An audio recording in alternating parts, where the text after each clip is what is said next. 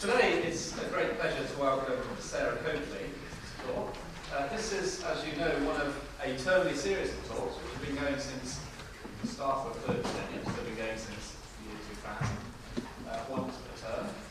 And they're part of a series by Christians in Science and the Faraday Institute. And it's a great pleasure to have Sarah Coakley because she's worked across science and theology. So she actually fits the bill rather well. She's now the Norris Pulse Professor of Divinity at Cambridge, and she started off in Cambridge as an undergraduate, I think, and then went to Harvard. I didn't ask her when that was, so I'm much too polite to do that. And then she worked at Lancaster as a lecturer there, and then at Oxford, and then she went back to Harvard, where she has been for the last 15 years. So we're very fortunate that she's got a job back in Cambridge. And I think this is your first open lecture since you came back, so we're very privileged in that. Now, she's worked on all sorts of things. Let me just highlight a few of the interdisciplinary things that she's worked on. She worked across law and religion. She told me that she worked at Harvard giving a series of lectures on punishment and forgiveness, which I think is something she'd like to work more on in the future. She also worked across the medicine-religion boundary, and most recently across theology and evolutionary theory boundary with Martin Novak. That work is due to come out in a book next year on evolution, games and God, and I'm looking forward to hearing something about that work as well as other work this evening. So thank you very much for coming. We look forward to your lecture.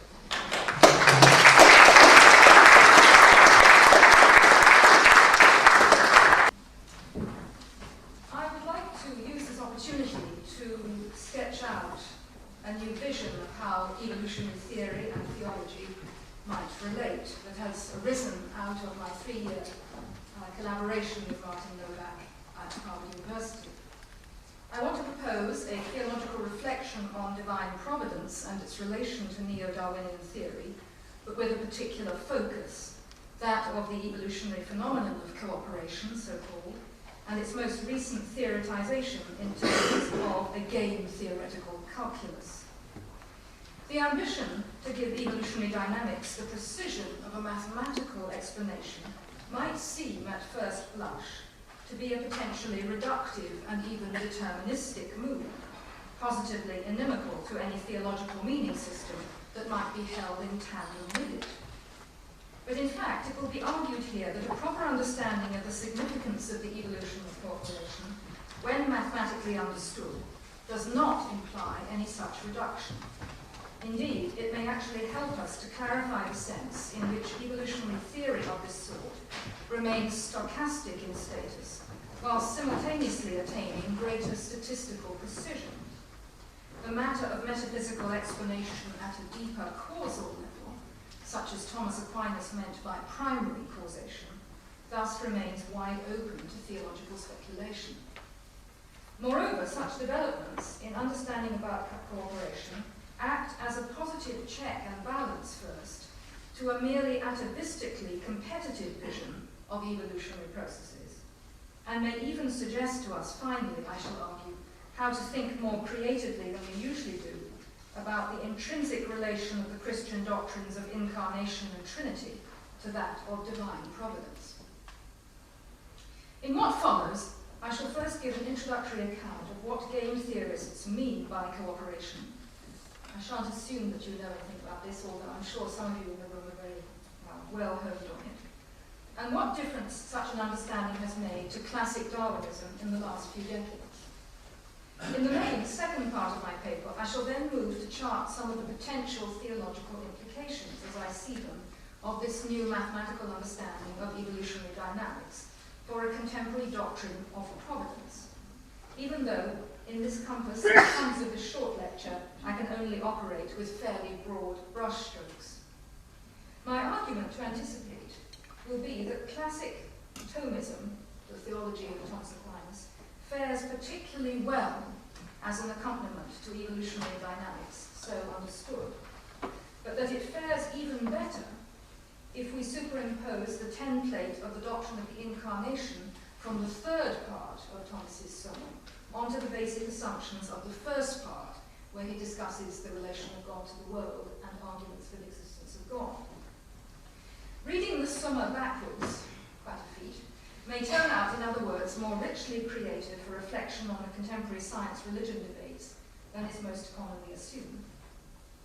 Disposing of doctrinal complications such as incarnation and Trinity, in order to just try and get the science and religion debates off the ground, may mask a covert deism and paradoxically turn out to be a strategy that creates more problems than it solves, or so I shall argue.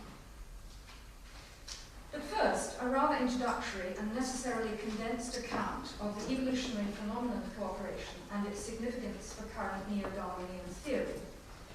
In this section, I'm drawing heavily on the recent work of my Harvard colleague and collaborator, Martin Novak, and I have, with his permission, given you his, I think, most accessible article on this, which I hope you won't read while I'm talking to you, but may be very tempting, which gives you the mathematical forms of what I'm going to tell you now, rather simplistically, in words.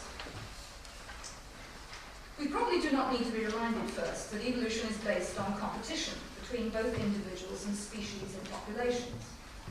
Prima facie, this competition would appear to promote only selfish and self-interested behaviours, and indeed, in a well-mixed population, such behaviours do indeed win out in normal circumstances, at least for a while. Replication, mutation, and selection are the basic principles of evolution, so brilliantly highlighted by Darwin, and together they provide a convincing account, explanation, maybe too strong a word, we'll return to that philosophically, of how species change and evolve, and how weaker forms of life are weeded out in favour of stronger. But there is another phenomenon in evolution, so-called cooperation, without which the dynamics of life would not, as it turns out, go on as they do. Darwin, with extraordinary prescience, already hinted in The Descent of Man at the importance of tribal solidarity, for instance, for ongoing evolutionary development. But he could give no precise explanation at the time of its significance in relation to his primary principles of mutation and selection. It is only the advances in the mathematical understanding of evolutionary dynamics which have come about since roughly the 1970s, which have allowed an account to be given of how cooperation in populations decisively affects evolution in distinctive ways. It is often observed that replicating individuals in the evolutionary spectrum at times cooperate with one another in a particular sense of the word, which we must now clarify. This is very important. Cooperation in this context has a precise meaning that can be expressed mathematically in a game-theoretical calculus, such as the prisoner's dilemma. It does not just mean working together of any sort, as in ordinary language use, but a particular form of working together in which, in conditions of social dilemma, one individual loses out in terms of fitness, whether genetic or cultural, and another thereby gains. In the classic prisoner's dilemma game, of course, the choice of cooperation over defection can result in more than one outcome. Either I lose out very badly because you defect, or you cooperate as well and we both do somewhat better than if we had both defected. However, in both cases, cooperation brings the risk of my doing very badly indeed. And prima facie, therefore, one might think that it might be a losing evolutionary strategy over the long haul. Yet such cooperative events are commonly observed in evolution as stable strategies, right from the level of bacteria to that of human behaviours. For instance, bacteria form colonies in which some cells give up the possibility of reproduction in order to feed others. Similarly, in multicellular organisms, only a few cells reproduce, the germline, while most cells are just there to feed the germline. Cancer, interestingly, can be explained as a breakdown of such a cooperation between cells, which, in contrast, suddenly do the opposite. We could say they defect. Mutated cells revert to their primitive program of so-called selfish replication at the expense of other cells, ultimately causing the death of the organism. Social insects, as is well known, are masters of cooperation. But, as Martin Novak puts it, the undisputed world champions of cooperation are we humans. Our forms of costly cooperation range from the undertakings of parenting in small family units to the current grand possibility, which would involve an unprecedentedly worldwide scale of cooperation, of saving the planet from ecological disaster. It should be noted, however, that the evolutionary phenomenon of cooperation, leanly defined as I have suggested, is essentially pre-moral. We should not make the mistake of presuming that cooperative behaviours are intrinsically good, sort of warm, fuzzy complements to selfish behaviours, and defecting ones bad, since it's only when we reach the arena of human, linguistic, so-called cultural evolution that we can begin to have the meta-ethical discussion about what constitutes the good towards which we might aim in such cooperation, and whether it is perceived, amidst a variety of meta-ethical options, in utilitarian, deontological, or virtue terms, or some combination, let alone how it might relate to a possibly existent God. Note that it is in principle possible, then, to cooperate, in the sense I've defined it, in an evolutionarily costly way, yet for sadistic or murderous ends, which would be judged immoral on most or any meta-ethical principles. The evolutionary existence of cooperation does not, as such, then, bespeak any naive evolutionary meliorism, such as proved tempting to an early generation of post-Darwinian American theologians of the late 19th century, who seized with delight on Comte's newly designated phenomenon of altruism, Thomas Dixon's brilliant new book, which I've mentioned on the back of your handout, tells the story of how Comte's coinage of return altruism led to all kinds of optimistic theological fantasies as a response to Darwin. We do not want to go that way again. That was, of course, all before the First World War and the rise of the Third Reich. Now we might say we know better. Thus we need to distinguish, I suggest, and so we do with Martin Novak in our forthcoming book, swimming slightly against the semantic tide here, I may say, we need to distinguish between cooperation in this mathematically clarified evolutionary sense and altruism as an additional motivational state which may nest into such cooperation and add the explicit intentionality of self-sacrifice for a particular good. In practice, however, a huge and ongoing muddle is being caused in debates between evolutionary biologists and philosophers of science of various stripes, when the word altruism is used to cover and smudge together both what I've here called cooperation and what I've called altruism. On this, see the revealing recent article by Peter Godfrey Smith and others on the handout, where he shows how many different ways altruism is being used, even in debates by evolutionary biologists, of people who think they're talking about the same thing, and their ships passing in the night. Elliot Sober and David Sloan Wilson, I should note, in their justly celebrated book Unto Others from 1998, make a similar distinction as ours, but call the first, what I'm calling cooperation, evolutionary altruism, and the second, psychological altruism. But much of the biological literature and popular scientific journalism fails to make this distinction at all, with gravely misleading ethical consequences and resultant philosophical confusion. It is morally vital, as I've indicated, that we distinguish these two categories, even though it is hard to say with precision when the capacity for the latter, altruism in my terms, starts to emerge from the former, cooperation, in the evolutionary scale. The higher apes, elephants and dolphins, for instance, appear to exhibit some behaviours that suggest empathetic understanding and even sacrificial choices. The dolphins that circle round a stricken dolphin that's being hit by a propeller of a ship while it's dying. There's no reason why you would stay around for your fellow dolphin to leak blood all over you when you might get hit by the ship yourself, but this behaviour is very fascinating. But it remains philosophically question-begging and speculative, of course, to attribute actual altruistic intentionality to a dolphin in a pre-linguistic context.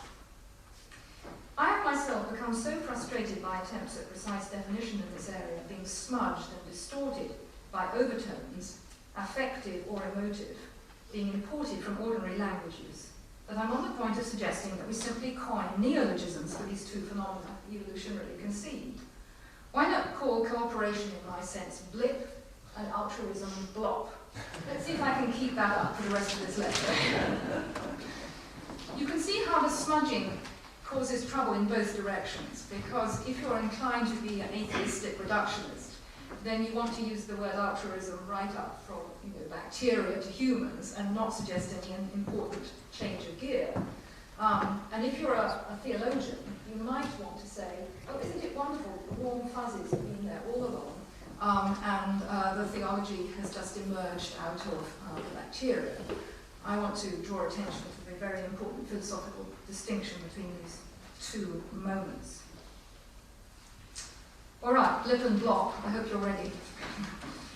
Martin Novak has recently provided a succinct mathematical resume of 5 rules for the successful evolution and maintenance of blip cooperation.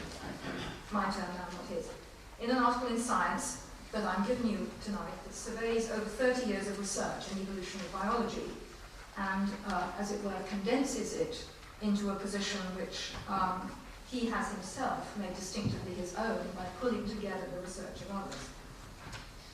And he provides there, and in accompanying materials on the web, which you can find, by the way, if you type in that article, the more precise mathematical formulations of what I shall now only briefly relay in words. As some of you I'm sure know, J.B.S. Haldane was the first to identify the phenomenon of kin selection, or inclusive fitness, first, whereby evolution could be shown to favour cooperation if the donor and the recipient of costly acts were genetic relatives and so passed on the tendency. It was Hamilton, however, who formalised this first cooperative mechanism, and it came to be called Hamilton's rule.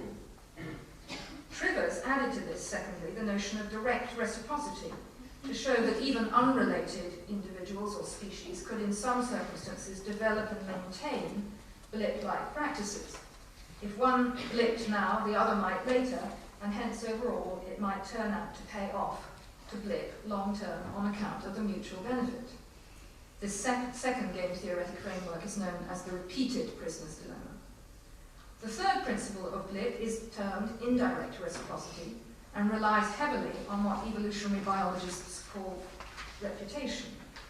One cooperates with another, whom he may never meet again, it may never meet again, but the behaviour is observed by others and eventually rewarded. Natural selection turns out to favour strategies that base the decision to cooperate on the reputation of the recipient. A fourth circumstance in which cooperation wins out occurs in so-called network reciprocity, in which defection does not naturally dominate, as in well-mixed populations, because cooperators here form clusters which protect and enhance the success of their cooperation. It turns out that one can graph such clusterings of cooperation, and that a surprisingly simple rule determines whether network reciprocity will favour blip cooperation. The benefit to cost ratio in fitness terms must exceed the average number of neighbours per individual. Fifthly, and lastly, there is the still controversial group selection to core, where a population is divided from the start into groups, and in some cases groups of cooperators fare better than groups of defectors. The reasons for this continue to be debated, and much depends on how one models group selection mathematically. However, in a computation between cooperator groups and defector groups, pure cooperator groups can be shown to grow faster than pure defector groups, even though in a standard well-mixed population, defectors will still win out. This was the phenomenon already being mused upon by Darwin, very prescient. Now, what conjoins all 5 of these different evolutionary mechanisms, concludes Novak, is a payoff matrix in which cooperation can be shown to be favoured over defection in particular circumstances. And what is particularly fascinating about this discovery is that it explains the paradoxical fact that whereas defectors always win out initially in a well-mixed population, they do so at the cost of declining average fitness. This is really interesting, because if you have an all-defect population, it will ultimately decline in fitness. You could say, if you wanted to, that's slightly massaging the evidence with emotive words that competitiveness dethrones itself. Blip, then, in its various forms, is the mysterious key to the regeneration of fitness. Without it, in fact, there would not be constructive developments in evolution which lead to new levels of organisation. Genomes, cells, multicellular organisms, social insects, human society. Thus, we may even be led to say, counterintuitively to be sure, given classic Darwinism, that down the road, evolution ultimately favours, in certain circumstances, sacrificial, forgiving, and non-punitive behaviours. And without these, we would not have higher forms of life. As a result of the mathematical clarification of these blip-like mechanisms, Novak has recently gone so far as to describe cooperation as a third principle of evolution, alongside mutation and selection, and I have become really convinced that this is correct. Although he's well aware of the relative lack of awareness in the general scientific community, let alone the lay public, of this finding. A final point in this somewhat lengthy introduction is worth making as a bridge to our specifically theological reflection on evolution and providence based on the foregoing analysis. Fears are regularly expressed by believing Christians that neo-Darwinian theory promotes either reductive physical determinism on the one hand, or else, and this you can see is a rather paradoxical combination, promotes a frighteningly erratic ontological randomness. You get people worrying about both those apparent threats. Both of these features would seem prima facie inimical to a belief in any providential divine guidance of the evolutionary process. However, it should be stressed that the game-theoretical explication of the principles of evolutionary dynamics is of a stochastic sort. It enlightens us about the statistical regularities in the process of evolution, regularities that should precisely soothe fears about totally erratic randomness, whatever that is. But at the same time, it does not, on close reflection, provide any ontology as such at all, whether deterministic or otherwise. That is, evolution is, on Novak's understanding, neither a metaphysical principle, nor even a complete explanation of biological processes. Rather, we might describe evolution from this perspective as a complex form of sorting or searching process. It leaves completely unanswered the deeper metaphysical questions about causality, whether created or divine. And to these issues we must now turn in the second main half of our paper. I have taken this amount of time in providing an introduction to game-theoretical accounts of evolutionary cooperation because I find in contemporary popular discussions of evolution and religion that these features of recent evolutionary theory are rarely discussed, or if they are, in terms of altruism, they are often quite misleadingly represented one way or the other. Our key question now, as we turn to the more important systematic theological part of this paper, is this. How, if at all, might this game-theoretical understanding of cooperation affect, colour, or even change a theological account of the relation of divine providence and evolutionary development? Let me divide what I want to say in this part of the paper into two main parts, with a hinge passage between them, which will explain why I see most popularly known current options in response to the problem of evolution and divine providence as inherently unsatisfactory. In the first part, section A, I shall examine what I see as the three most profound problems for Christian theism, and especially for its doctrine of providence, since the advent of Darwinism. So profound as to cause many to see Darwinism as a defeater of Christian belief. These problems were certainly not absent before the discovery of evolutionary processes. Indeed, they are classic inheritances from Christian philosophical theology and apologetics, which have exercised Christian thinkers from at least the 3rd century, if not before. But evolutionary theory has certainly sharpened these issues in particular ways that I would insist responsible contemporary Christians simply cannot now avoid confronting. This isn't going to go away. You have to have an answer about this. In my second section, section B, I shall highlight the particular insights and nuances that a theological approach informed by the recent evolutionary theory I just described can bring to the solution of these problems. In short, I want to suggest not only that we can effect a convincing response to the problems in section A, but that, in addition, we can provide a distinctive and novel theological approach resulting specifically from our new understandings of the significance of blip cooperation as an evolutionary phenomenon.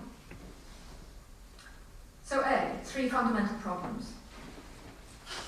In this paper, I am assuming, and we can argue about this later, but that's a good presumption, a classical, as I would call it, understanding of the Christian God. That is, a God who is being itself, with capital B, creator and sustainer of all that is, eternal, that is, atemporal, omnipresent, omniscient, omnipotent, all-loving, indeed the source of all perfection. One solution to the problems we confront in this section is to give up on one or more of these classical attributes for God. And I'm sure you're familiar with people who have done so. But for the meantime, I'm not going to entertain that systematic option, since I suspect, lay my cards on the table, it results from a failure to think through the full logical implications of divine atemporality, even though it cannot a priori be ruled out. One of the deficiencies in many previous accounts of the problems addressed in this section, however, has been artificially to extrapolate the debates in science and religion from the Trinitarian and incarnational dimensions of this classical Christian theism. That is, covertly to assume that it is deism rather than Christian theism that is at stake in the attempt to construe the relation between God and the creative process. In what follows, I shall attempt to avoid this mistake from the outset, anticipating some of the themes that the consideration of blip will also bring to bear in section B. What then are the 3 problems already mentioned that confront us when we try to see a coherent relation between a good providential deity and the unfolding creative process? First, there is the issue of how we should understand the relation of God's providence to pre-human dimensions of creation and their development. Second, there is the issue of how God's providence can relate to the specific arena of human freedom and creativity. Then third, there is the problem of evil, the question of why what happens in the first 2 realms manifests so much destructiveness, suffering, and outright evil, if God is indeed omnipotent, omniscient, and omnibenevolent. Why does modern evolutionary theory intensify these problems? They were, after all, already confronted and tackled with considerable sophistication in classical Greek philosophy and in early Christian thought, and refined further in the much ramified discussions of high scholastic medieval theology. But modern Darwinian evolutionary theory appears, A, to underscore the contingency or randomness of evolutionary mutation and selection, and thus to render newly problematic the possibility of a coherent divine guidance of pre-cultural evolution. B, to bring further into question the compatibility of divine providence with the human freedom of the cultural evolution stage, given the deterministic and reductive assumptions of much evolutionary theory, bolstered more recently by genetic accompaniments to the original Darwinian vision. Freedom on that view now seems to look like little more than elbow room, to use Daniel Dennett's terms, within a physically predetermined nexus. Yet, paradoxically, one represented in much modern thought as straining towards an autonomous will to power that would precisely compete with and cancel an undergirding divine impetus. And thus, C, modern evolutionary theory appears to intensify thereby the problem of evil intolerably. If God is, after all, the author and sustainer of the destructive mess and detritus of both pre-cultural and cultural evolutionary processes, why is she so incompetent and or sadistic as not to prevent such tragic accompaniments to her master plan? If intervention is an option for God, why has she not exercised it? A complete and detailed answer to these conundrums cannot be essayed in one evening. I'm hoping to write a monograph out of this. But some broad strokes and intuitions will help lead the way through to a preliminary solution which I lay before you. In the case of each problem, there is a common contemporary misapprehension to be avoided, on the one hand, and some important enrichment and colouring from the Christian doctrines of Trinity and Incarnation on the other, to add crucially to our reflection. First then, it is vital to avoid, in the case of pre-cultural evolution, the presumption that God competes with the evolutionary process as a very big bit player in the temporal unfolding of natural selection. No self-respecting Thomist would, of course, be even tempted in such a direction. But once we are released from the false presumption that that idea imaginatively summons up for us, God is no longer and idolatrously construed as problematically interventionalist or feebly failing in such along the same temporal plane as the process itself. Rather, God is that without which there would be no evolution at all. God is the atemporal undergirder and sustainer of the whole process of apparent contingency or randomness. Yet, we can say in the spirit of Augustine Aquinas, simultaneously closer to its inner workings than it is to itself. And as such, God, we might say, is both intimately within the whole process and transcendently without it. To put this in more richly Trinitarian terms, inspired by Romans chapter 8, God, the Holy Spirit, is the perpetual invitation and lure of the creation to return to its source in the Father, yet never without the full and, of course, suffering implications of incarnate sonship. One of the most fascinating features of Romans 8 is it's the one passage in the New Testament where a sort of proto-Trinitarian vision is actually placed over the whole cosmos and its groanings towards completion. So the implications of suffering sonship for Paul are not simply human, they're shot through the entire process. Now, once we see the possibility of understanding the contingency of pre-cultural evolution in this way, we need not, as so much science and religion dialogue has done in recent years, declare the evolutionary processes as necessarily deistically distant in some sense from God to accommodate its randomness. And here, with great respect to my friend John Polkinghorne, I part company from him because he says on page 45 of Science and Providence, God gets out of the way so that evolution can happen contingently. And he calls this kenosis. John and I have had a long discussion about kenosis. We can continue it perhaps after this lecture. But this is not how I intend to use the word kenosis in this paper. Rather, let me propose in contrast that God is not getting out of the way in kenosis, but that God is kenotically infused, not by divine loss or withdrawal, but by effusive pouring out into every causal joint of the creative process, yet precisely without overt derangement of what seems like randomness. How can this be metaphysically? First, it can be so because God's providential impinging on the evolutionary process on this view is not a miraculous or external additum, but the undergirding secret of the maintenance of the created order in being. It is primary causation in Aquinas' terms. And secondly, it can be so because we now know with ever greater precision, given the aid of the mathematical calculus of game theory, that evolutionary processes do occur within certain particular patterns of development. Even epistemically, then, we can chart processes of remarkable evolutionary regularity. And ontologically, there seems no irrationality in positing the existence of a transcendent and also immanent divine providence, albeit one that canonically, in my sense, self-hides in the appropriate spirit of divine incarnation. Now, there's a lot going on in that paragraph, and we can come back to it, but I saw some puzzled looks about no competition between the transcendent divine and the creative process, and I'm very deeply aware that in most popular scientific writing about God and science, this point is not grasped. God is still seen as sort of competing for space with creative processes, and the idea of creation out of nothing, therefore, is not one that's really been taken on board in much of this debate. But how, the skeptic might object, is evolutionary contingency, and in a minute when we get to it, genuine human freedom, to be seen as logically compatible with this secret divine guidance? The intuition pump I want to propose here is what Peter Geach once called the chess master model, even though the analogy as presented by Geach was notoriously imprecise.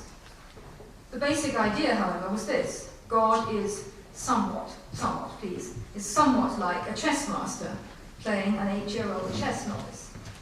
There is a game with regularities and rules, and although there are a huge number of different moves that the child can make, each of these can be successfully responded to by the chess master.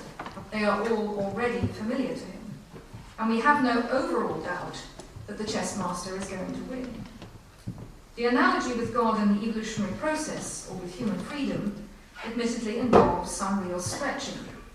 For a start, God has created the whole game.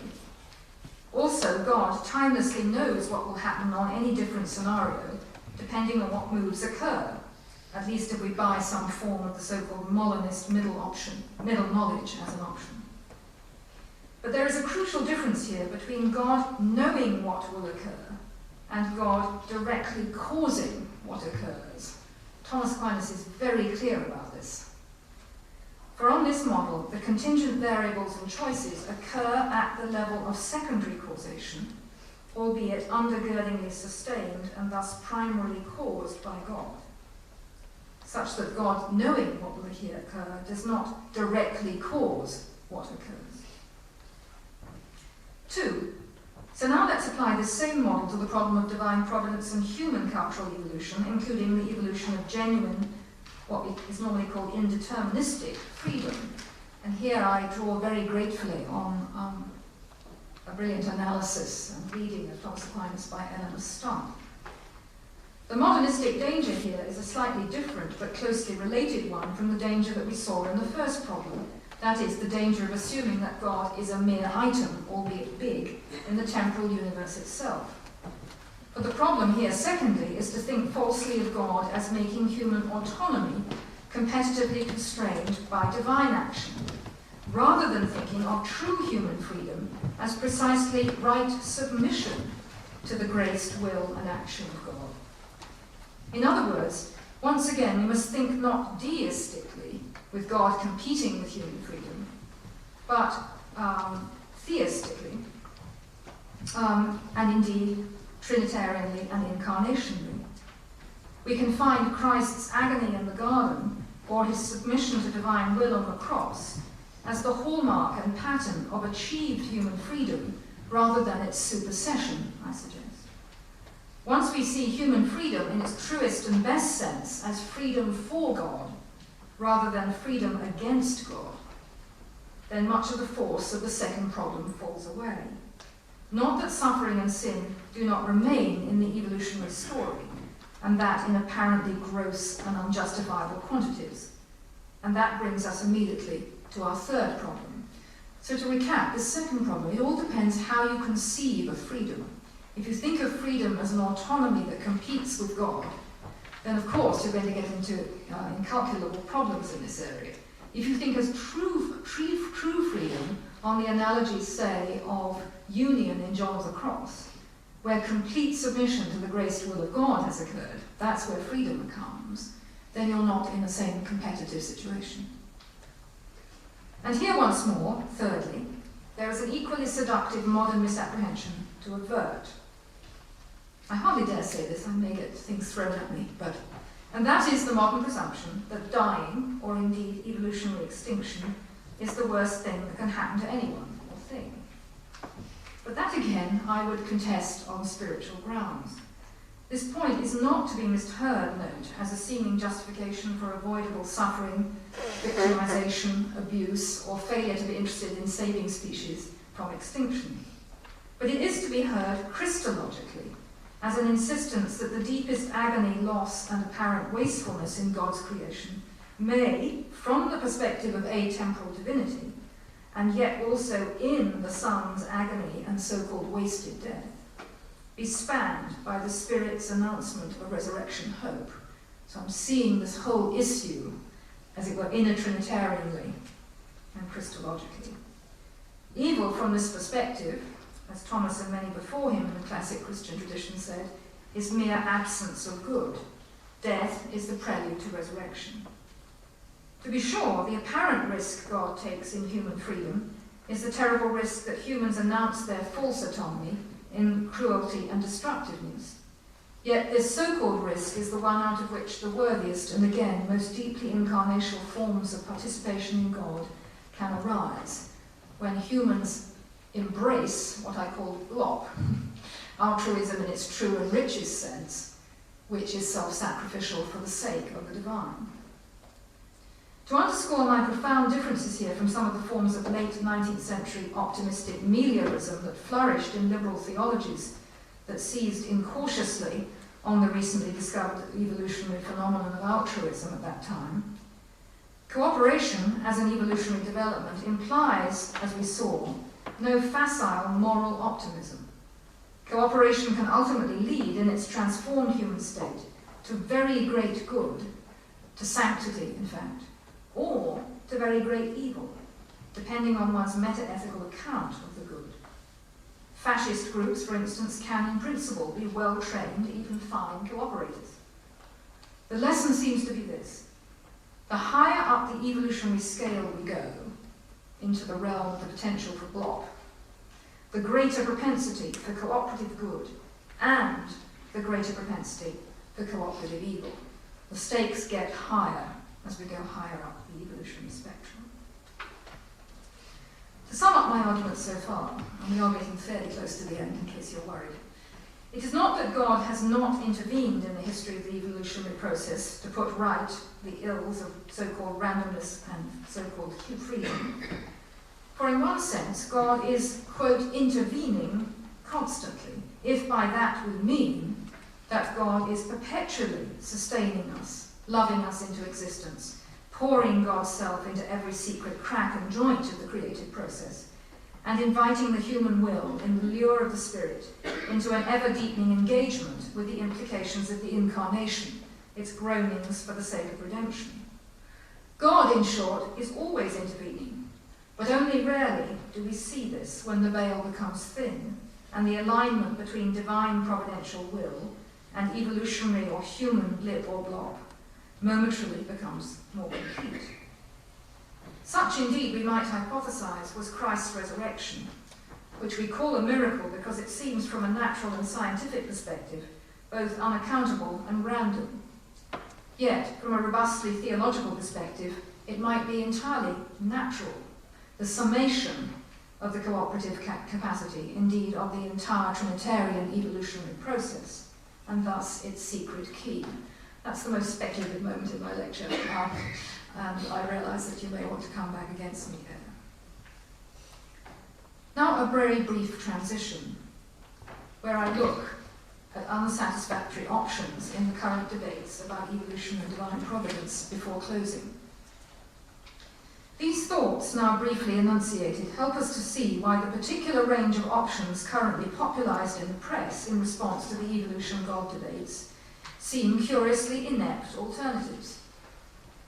Dogmatic scientific atheism first, no need to name names here, constantly goes well beyond the empirical evidences of evolution itself, and can give, in my view, no finally convincing account of its own pessimistic reductionism. It thus falls, in my view, on its own methodological sword.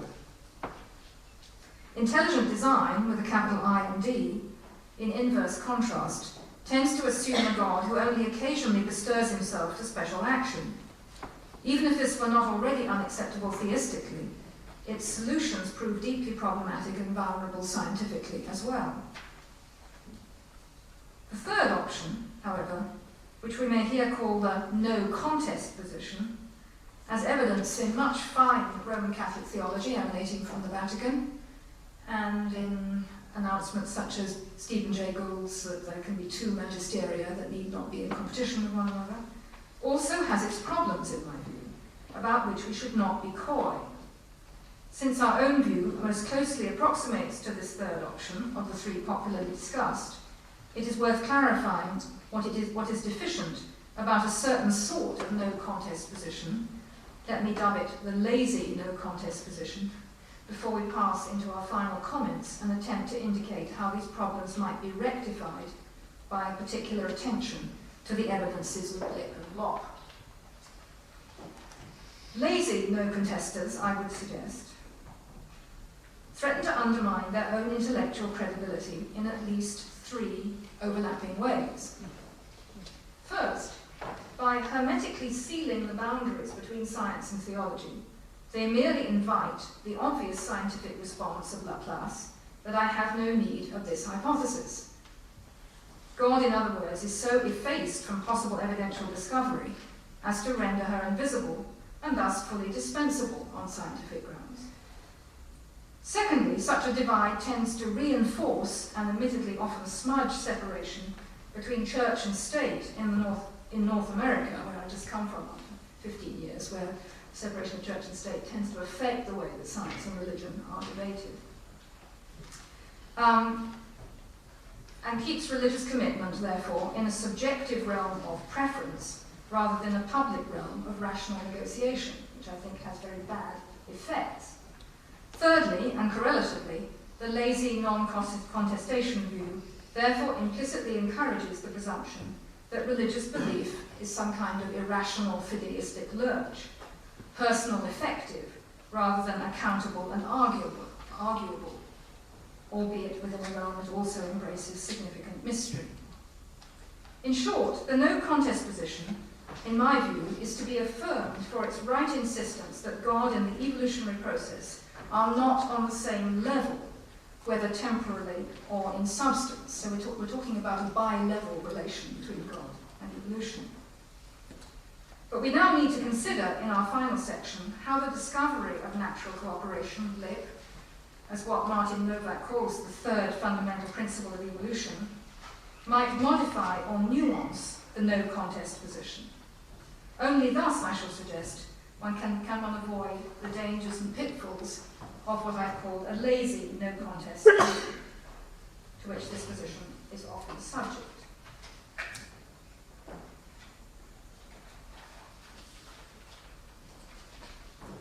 I've been taking you along at quite a pace, but it's in order to get to the end before the end of the hour. B. How cooperation makes a difference to systematic reflection on providence. I shall confine myself to 2 basic points in this last section, and I'm fully aware that they're not filled in yet. I'm happy to talk to you about the filling in. I just want to lay them on the table before you. The 2 points form a pincer movement in that they enunciate, both from a scientific and from a theological perspective, a necessarily dialectical pattern in the relationships between evolutionary and providential understandings of the world's processes. And one therefore cannot leave the no contest position unaffected or in its lazy standoff. It causes me to propose a model of science and theology as disciplines that mutually inspire but also mutually chasten each other, even as they remain on structurally different levels of operation. And this means that I have a model here in mind that doesn't quite fit the normal boxes. I'm sure some of you are familiar with Ian Barber's categories, which include dialogue on the one hand, or integration. And there's a very fine article by Ian McFarlane, which I mentioned on your handout, which has recently tried to complexify the typology of Barber. But I would describe my view as not quite fitting into either Barber's or McFarlane's typologies. I would describe it more as a bi-level and dialectical integration. So there's mutual informing and mutual chastening. In short, if my intuition is correct, then the cooperative, blip-like tendencies of evolution themselves suggest a natural preparation, preparatio, in the processes of selection for the potential later heights of proper altruism, Locke, as I've defined it, and saintly human self-sacrifice, only in its higher forms ultimately comprehensible, in my view, as a response to divine grace. Whereas the eyes of faith on the religious side, to use a term originally coined by the early 20th century Jesuit Pierre Rousseau, can discern the phenomena of cooperation, as already indications precisely of Trinitarian and incarnational effects. What we have here, in other words, is a manifestation of a two-sided bridging model of the relation between evolutionary biology and philosophical theology, in which science acknowledges its explicative strengths and its limitations, and theology and metaphysics together strive to complete the vision towards which evolutionary blip already seemingly gestures, albeit now at a different and primary level of divine causal explication. On the scientific side first then, the phenomenon of blip cooperation seems now to be as deeply inculcated in the propulsion of evolution, right from the bacterial level upwards, as Darwin's celebrated principles of mutation and selection. And this provides a significant modification of the nature red in tooth and claw image that Darwinism earlier accrued to itself from Tennyson's In Memoriam. There is no less suffering or wastage on this model of evolution, to be sure, but what there is an ever-present tendency against individualism or isolationism, which only the application of the game theoretical calculus has been able successfully to explicate. The fear, then, often expressed by the Vatican, that the embracing of Darwinism somehow encourages hostile competitiveness or individualism has to be seriously modified.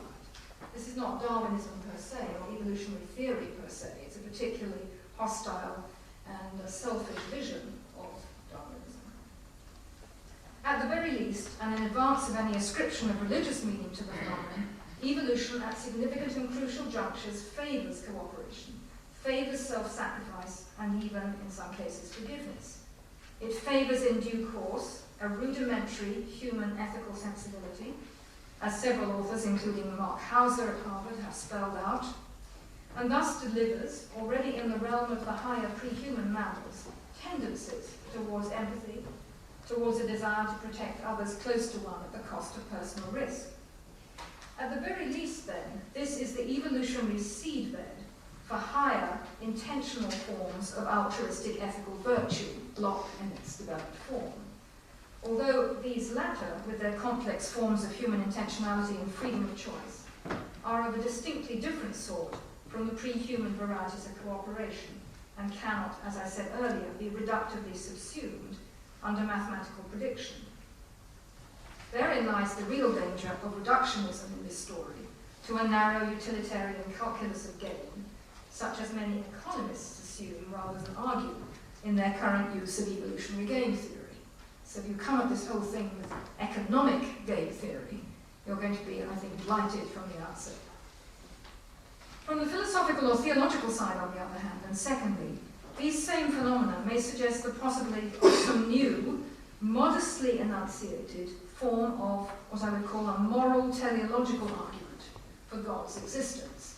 And in our volume that's forthcoming, Alexander Pruss, who is a brilliant young philosopher of religion in America who has majored in repristinating teleological and cosmological arguments, makes a case that on the basis of blop as a normative phenomenon emerging from blip, we can say that we have a certain potential here for a new argument for the existence of God on the basis of moral teleological phenomena.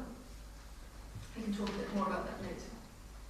Not that such an argument could ever amount to a proof in the deductive sense, especially not for anyone who's already decided on atheism, but rather be a constituent in a cumulative set of considerations that would together mount a case precisely for an incarnational and Trinitarian God, a God of intimate involvement in empathy and suffering.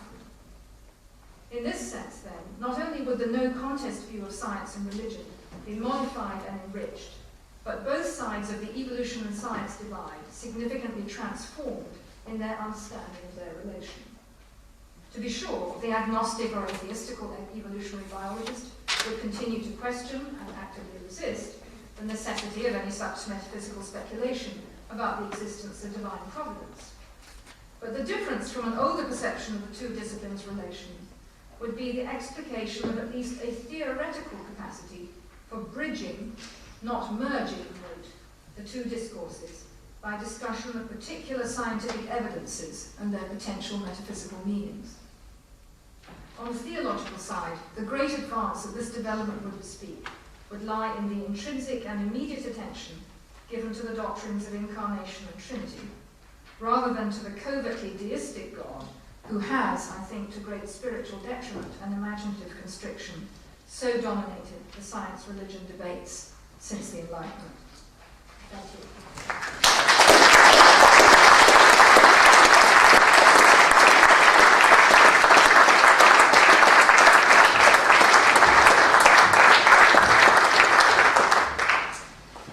Well, thank you very much. Actually, I neglected to ask you, but I'm sure you'll be willing to take questions.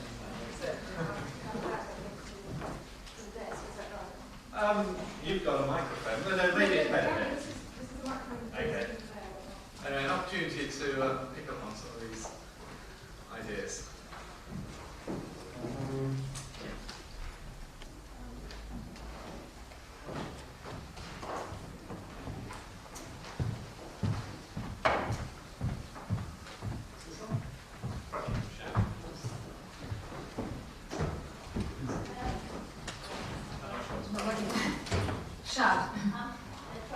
I'm actually fascinated by the distinction between cooperation and altruism. But I want to ask you, how do you envision the transition from cooperation to altruism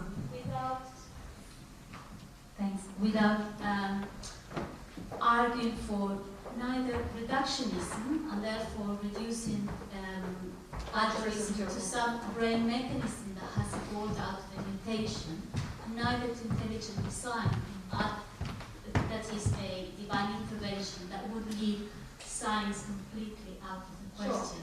Sure. Does that make sense? Yes, it does make sense. I think that we are up against here a mystery that we cannot fully explicate at the moment. What this recent development in cooperative theory shows us is that there is this very fascinating, as I call it, preparatio, preparation for this moment. And one can only say that once we have fully developed humans with a capacity for language, negotiation, reflexive thought, independent choices, and not least the ability to make meta-ethical decisions about what constitutes the good, we then have a completely different realm of discourse that supervenes on the evolutionarily developed tendency towards cooperation. All right. So I mean, it's not just altruism in the sense I've described it that seems miraculous at this point in evolution. It's simply the emergence of the human capacity to talk and to think and argue about the good and other matters. So I don't think we need to say that we have here a kind of extraordinary, isolated moment that only a sort of ID argument could explain. Or if we did take that line, then we would have to apply it to all kinds of other extraordinary things that humans can do that even extremely well-developed and well-trained chimpanzees can't do. So that's a generic mystery, I think, of evolution, the emergence of the human mind and the language. Well, it's not quite a mystery, really. I mean, there's a lot of research going on the evolution of mind. Sure. Oh, yes. There is a lot of scientific grounds for the emergence of mind. I know, but exactly how we explain that, we haven't arrived at an agreed evolutionary account, right? So you can have sort of dimmer switch versions of which I'm actually quite drawn to, or you can have a much more sort of crassly supervenient account of the sudden emergence of mind. But I agree, this is an aspect of the paper that demands further attention. It's just that I don't think the science is yet sufficiently agreed upon for me to give a confident answer. I'm merely concerned that we don't smudge these two easily. Thank you. More questions? Yes, sir.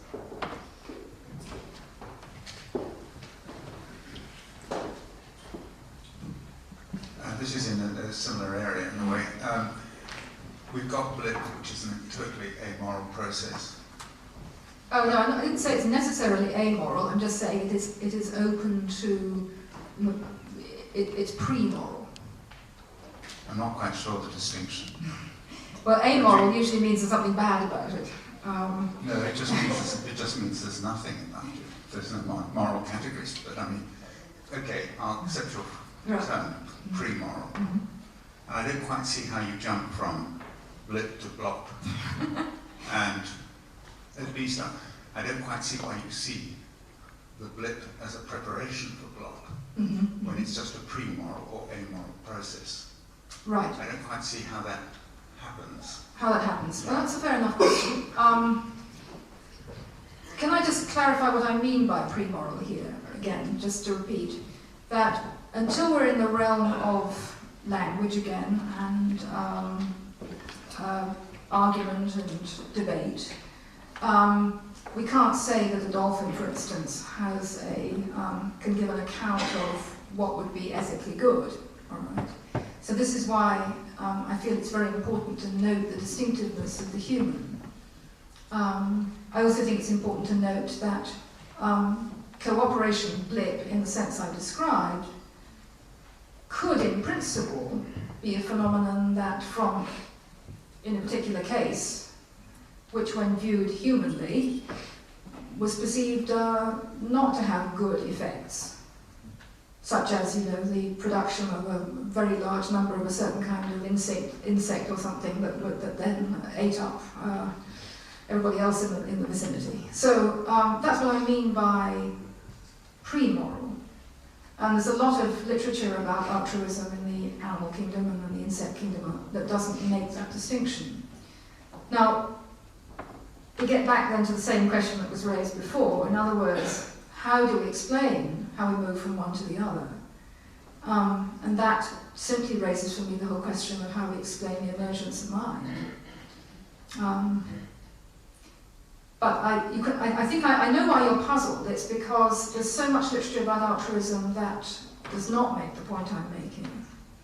And thus, I think, tends to lull us into a kind of rather optimistic vision of the capacity of cooperation to lead inexorably to good things.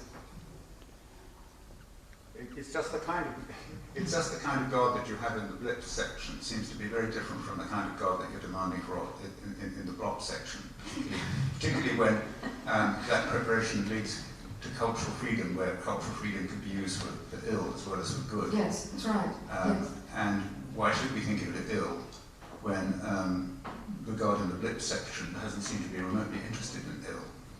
That's my problem. Why would you say the God in the blip? By the way, I only dreamed up blip and blop this afternoon, so they've now become immortalised. Why does the God of the blip period not seem interested? What is nature red in tooth and claw? Well, no, that's what I'm denying, you see. I'm suggesting that there are forms of cooperation that emerge in that period, which we can now identify as acting as truly countervailing factors against mere red in tooth and claw. And thus, from a block perspective, those forms of cooperation, I would want to say, are indeed good divine guidance. Okay. Can I just clarify Yeah. that in that case evil cannot exist until humans exist? Is that correct? No, it's not. That's not true. But we can't name it as evil until humans exist. Ah, you see, I thought you were going to say the first thing. I thought, well, that sounds like Genesis 2. That's No. very good. But No. We can't. We can only retroactively name it as evil, and that's going to be an evaluative and normative kind of statement. I can see I'm puzzling you deeply. there's another question.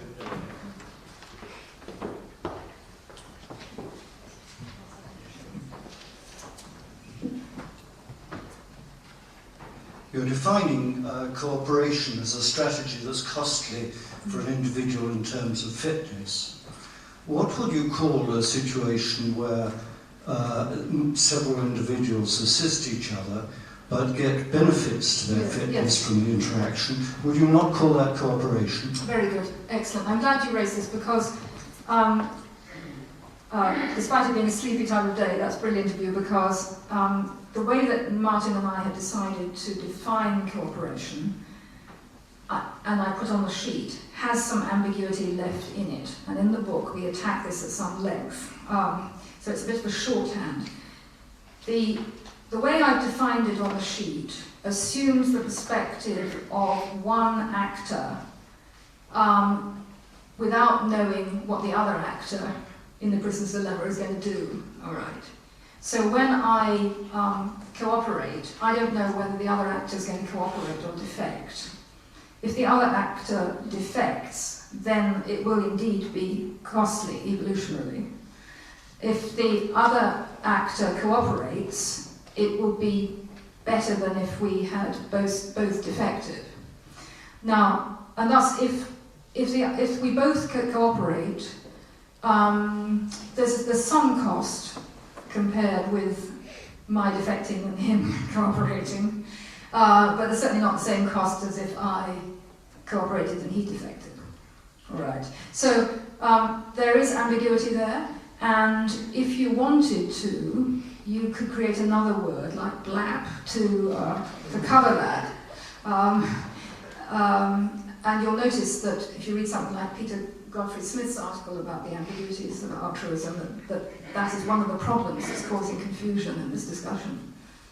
That's right, but there would, among scientists working on cooperation, be a very far-reaching dissatisfaction with the prisoner's dilemma as a very artificial circumstance, because, of course, it confines two individuals to interacting purely with each other, whereas in practice, in normal populations, individuals can select who they cooperate with and who they don't. Now, this is covered entirely by Martin Novak's work, though, because all his mathematical simulations do not restrict themselves to that false duo, all right? I mean, this is the problem. You have to start with an intuition pump on the prisoner's dilemma, but it becomes very misleading almost instantly, partly because it's already anthropomorphized, and partly because it abstracts from the fact that evolution takes place in populations, wherever you are, not between two individuals. So that's why I didn't actually talk very much about the prisoner's dilemma, because I think it leads to extremely misleading reflections. If you read Martin's stuff, though, you'll see that he doesn't make that mistake at all.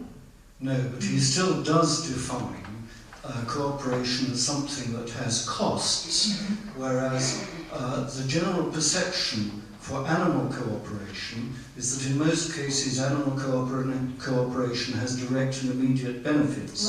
Right. Now, if you view animal cooperation in that way, and that probably arguably includes the great majority of examples of animal cooperation, that creates a much bigger gap between blip and blob That's a very fair than the point. one that you are assuming. That's a very fair point. I think that's beautifully stated. We have an article in our book that precisely discusses that, because the book does not have, the book is not just simply stating our ideological position. It has discussions within. So there's a huge amount of animal behaviours that this doesn't seem to capture, or at least it just brackets, even though it's obviously also very important. But the reason why Martin and others have focused so much on the costly type of what I call blip is that it's so counterintuitive that it would become either evolutionarily stable or even in some cases dominant. That's what's so fascinating. And you can see how that's fascinating theologically because of incarnational sacrificial dimensions. That's fascinating if it occurs in nature.